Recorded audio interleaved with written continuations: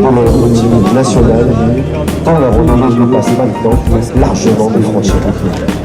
Quand je parle d'ambassadeur, je parle bien sûr de la patrouille de France, du Rafale Solo Display, de l'équipe de voltige de l'armée de l'air. Et bien sûr, vous avez l'occasion de voir une démonstration MASAF. Qu'est-ce que ça veut dire que la MASAF? Une mesure active de sûreté aérienne qui vient de la base d'Orange. Fadakari, il est sorti des chaînes d'assemblage d'Inglewood en Californie en octobre 1944. Je crois que votre association est l'un des plus vieux clubs de France puisqu'il existe depuis 1955. Je crois savoir aussi que les premiers sons ont eu lieu sur le site même de Peugeot dans les années 30. Oui, tout à fait. Parlez-nous un petit peu de votre association, qu'est-ce que vous y faites, qui...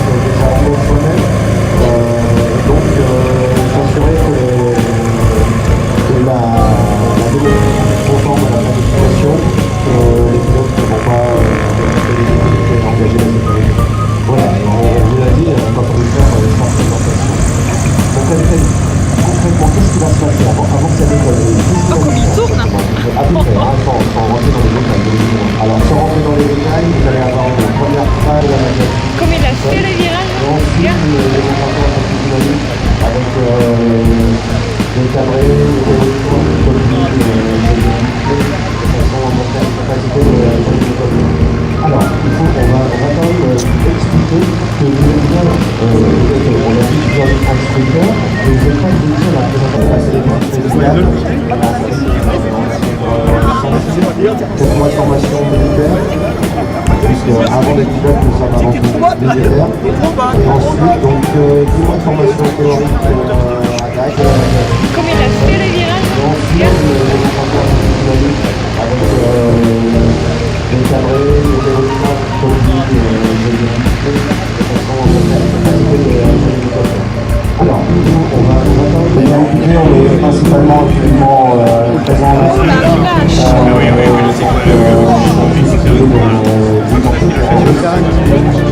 oui, alors donc, c'est une mission, on l'a dit, vous êtes des pilotes opérationnels. C'est quoi, c'est des missions à l'étranger de combien de temps? De 4 à 6 mois, à peu près, ça reste projeté entre 4 et 6 mois et tourne 4 à 6 mois par an.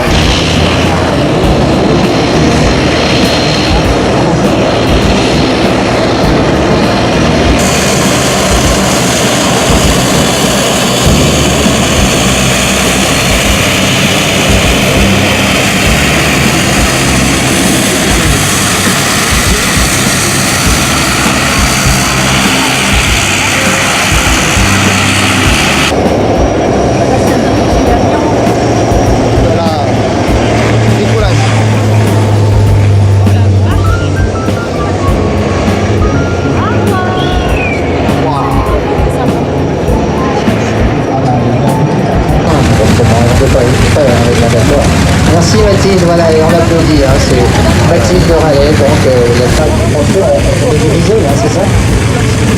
Alors, il y a beaucoup de parachutistes qui font de l'aviation, qui pilotent notamment tout à l'heure un voltigeur, qui sont avec nous un Peugeot, qui a fait la voltige avec son avion extraordinaire. Et beaucoup de paras viennent évidemment de l'aviation. Thierry, vous voulez dire un petit mot? Je tiens à préciser que Jean-Luc n'attendait pas son premier saut.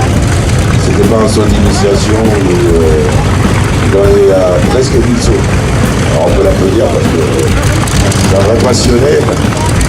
Il faisait de la moto, hein, c'est un passionné de moto, mais maintenant, quand il a découvert le parachutiste, alors vous reconnez, vous allez à Peugeot, puis voilà, 1000 sauts plus tard, voilà, vous devenez Jean-Luc Lay. Merci Jean-Luc, à très bientôt. Voilà, c'est parti, François Raleigh, qui est aussi parachutiste, d'ailleurs, il faut le préciser. Il est à toi Thierry. Alors, on nous a annoncé le décollage de... Un petit peu partout dans le monde, eh bien, elle est devenue présidente de l'Aéroclub de France.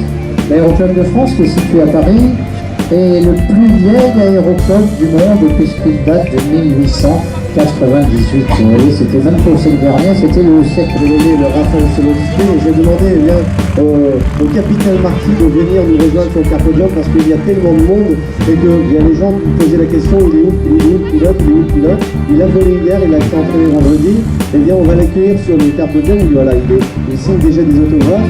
Alors, le pilote qu'on va commencer à former à partir de fin janvier, début février, afin qu'il soit prêt à faire des démonstrations pour, on va dire, début mai, ouais, pour une saison courte qui va durer 6 mois, de mai à mi-octobre. Alors, mon capitaine, je sais que vous n'avez pas beaucoup de temps, on va essayer rapidement, parce qu'on va vous dire, merci de la petite séquence de voltige en faire en vol. Et on va à un rythme de 3 vols par semaine tranquillement se présenter pour une commission de sécurité qui aura lieu début mai. D'accord.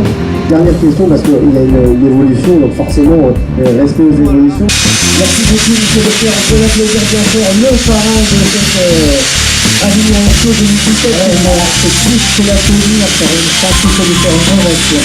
Allez, merci beaucoup. Vous l'avez dit, nous avons fait la rivière, on a eu le Raphaël Solodisté, et puis on vient aux alentours de 15h30, du coup on peut dire justement la moitié de France, on vient à l'heure circuler tout à l'heure.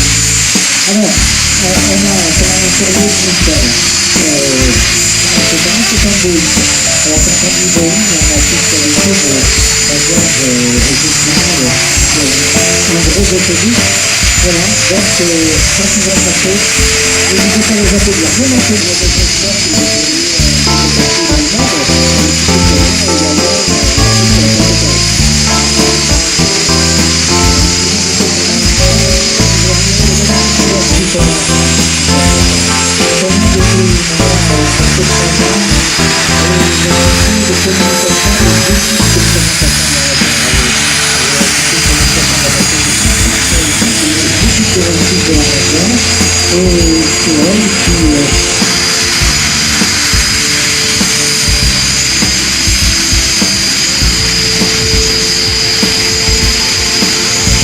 qui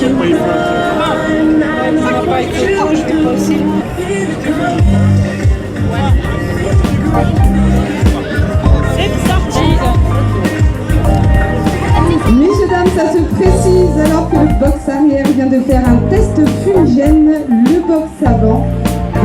dans quelques secondes.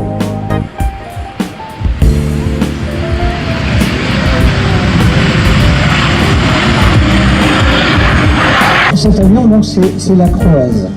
Et comme vous verrez, c'est un avion biplace en tandem, donc la formule dite Tanner, une technique qui a été utilisée sur les premiers aéroplanes du début de l'aviation, mais qui réapparaît aujourd'hui comme une formule très performante, associée aux matériaux actuels. Le Rafale, notamment, Ferdinand Potok, armé de l'air, est équipé d'ailerons à l'avant du fuselage, comme ces trois varièses qui évoluent devant nous. Une magnifique présentation, une parfaite collision, on va pas pris le hasard.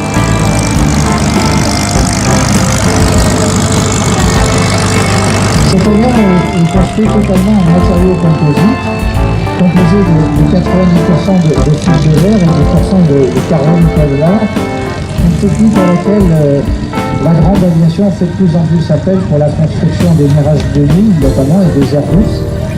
Donc c'est un avion qui est extrêmement résistant, ce qui nous permet de supporter des accélérations de plus On a budget avant qu'il ne se casse.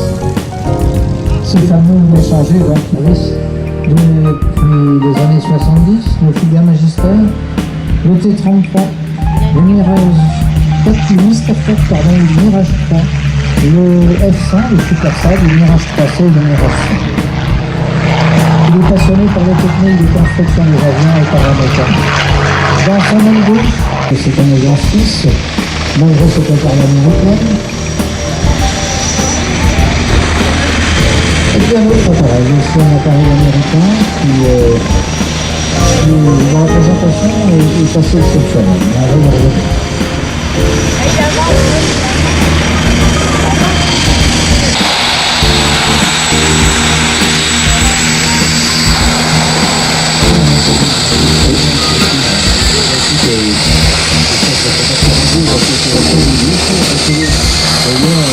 Le finalement, c'est juste un calvaire qui va partir de la zone, ça veut dire partir de la zone, et puis il faut faire la démonstration. Je vous disais tout à l'heure, l'aviation légère de la voiture a une directeur d'exécutif de soldats. En France, l'aviation légère de la voiture est historiquement issue de l'artillerie de Toulouse à l'origine. L'aviation sous le nom de aviation légère observation stratégique, créée en 1952, le début pouvant le distingue de l'artillerie à Toulouse. La principale composante est la l'aviation c'est magnifique, regarde les bombardiers. Char et apporté, le repérage des cibles dans la série et le combat contre les éclaireurs adverses, le combat par exemple d'anti-char. Le ravitaillement ainsi que la dépose de la récupération des soldats en zone ennemie également. Elle regroupe environ 70% des effectifs de la Lusitane au décollage, équipée d'un rotor quadrupale de 13 mètres de diamètre et motorisée par deux turbines MTR 390 de 1280 chevaux de puissance chacune et d'un poids unitaire de seulement 169 kg. Grâce à une cellule entièrement en matériaux composites, l'ensemble de la structure est allégé et s'en trouve plus maniable, avec une suppression des clics métalliques et un renforcement de la résistance en cas de crash au sol. Son fuselage est relativement étroit, avec 1,1 m, le poids du tir est 40% inférieur à celui de l'Apache, qui a servi de référence lors de la conception du Tigre. Les 2 tonnes gagnées grâce à la structure composite du Tigre sur la structure métallique de l'Apache lui permettent une plus grande autonomie.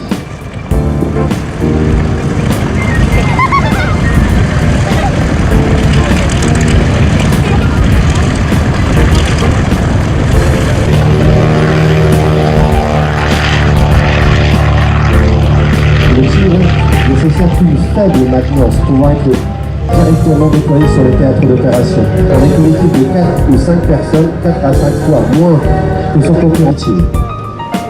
Effectivement, Karim, donc cette présentation brève de l'avion va maintenant se prolonger par un avion très spécial qui est la propriété de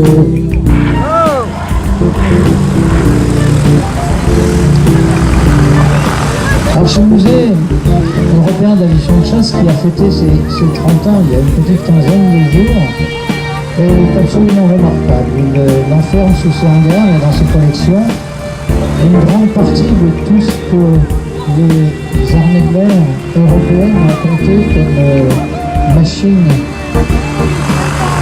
de guerre, disons. Voilà, dans des conditions de restauration absolument remarquables sur ce hangar. Là, c'est toute une équipe, ces avions qui sont peints en rouge avec le drapeau national belge sur la partie inférieure.